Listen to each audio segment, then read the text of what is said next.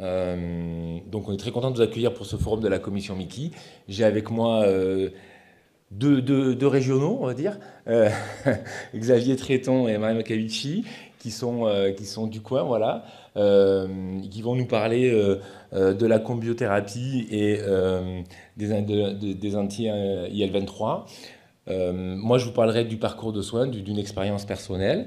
Et puis à la fin, on fera un best-of sur les messages de l'année dans les congrès, avec Guillaume Bonneau qui devait être présent, mais qui était absent pour des raisons personnelles. Donc on a fait un petit enregistrement au dernier moment et je participerai avec lui en virtuel. Donc une présentation moderne, on va dire. Avant de donner la parole à Xavier, je vais vous présenter rapidement deux études parce que j'ai reçu hier une demande de mes collègues du GTED et du CREC pour parler de deux études qui sont des études d'environnement. La première, c'est une étude menée par Stéphane Néon qui est pour identifier les facteurs associés au diagnostic au cours des maladies de Crohn. Et donc, c'est de voir ce que les patients ont pris dans des maladies précoces. Et donc, tout patient qui a une maladie de Crohn dont le diagnostic date de moins d'un an, forme compliquée ou pas, il faut remplir un questionnaire. C'est assez rapide, 30 minutes pour le patient, mais 10 minutes pour moins de 10 minutes pour le médecin. C'est assez simple à faire, c'est en papier. Il faut inclure pas mal de patients. Il y a 12 mois d'inclusion.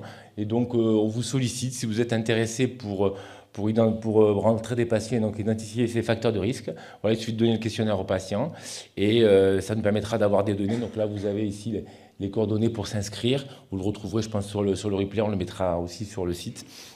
Donc on a besoin de plus d'investigateurs. Pour l'instant, il n'y a que 45 investigateurs. Il faut 600 patients. L'autre étude où on vous sollicite, qui est menée avec le GTED, la NGH et le CREC, c'est le iCare 2, qui est une étude observationnelle prospective de la survenue d'événements indésirables chez des patients. On veut inclure tous des patients qui sont sous biothérapie avec les nouvelles biothérapies, mais pas que les nouvelles, pour évaluer les risques séparément, l'impact des traitements sur l'histoire naturelle, sur l'évolution des PRO, sur le rapport bénéfice-risque, évaluer le coût de rapport efficacité. Donc c'est la suite de iCare qui était la première étude. C'est très ambitieux puisqu'il y aura beaucoup de patients, il faut plus de 6000 patients. Alors voilà, c'est une étude non interventionnelle, donc juste observationnelle. C'est sur un suivi d'au moins 4 ans. Donc c'est long, ouais, la durée totale c'est 7 ans. Il y a 3 ans et demi d'inclusion qui est prévu jusqu'en mai 2027. Donc voilà, pareil, si vous êtes, il y aura différents groupes, je passe vite pour ne pas perdre de temps. Mais vous voyez que ça sera assez simple, vous aurez une seule évaluation à faire par an.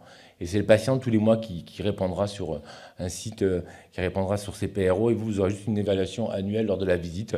Vous devrez répondre à un petit questionnaire sur cette plateforme, cette ICRF de Sanoya, qui est assez simple, hein, j'ai travaillé un peu dessus. Voilà, qui est assez simple, il y a quelques questions, mais c'est assez rapide. Donc on vous attend, on a besoin de monde, vous voyez, c'est jusqu'en 2027.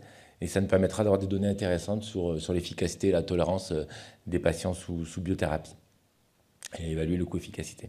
Donc pareil, si vous êtes intéressé, voilà, vous avez un QR code pour vous inscrire, envoyer votre CV et puis vous ferez partie de ce réseau et vous permettrez de répondre à toutes ces questions. C'est très ambitieux, c'est un super projet. Voilà, donc on a besoin d'avoir beaucoup de patients. Voilà les coordonnées, vous pourrez les retrouver, je pense, sur le site du CREG, on mettra tout ça.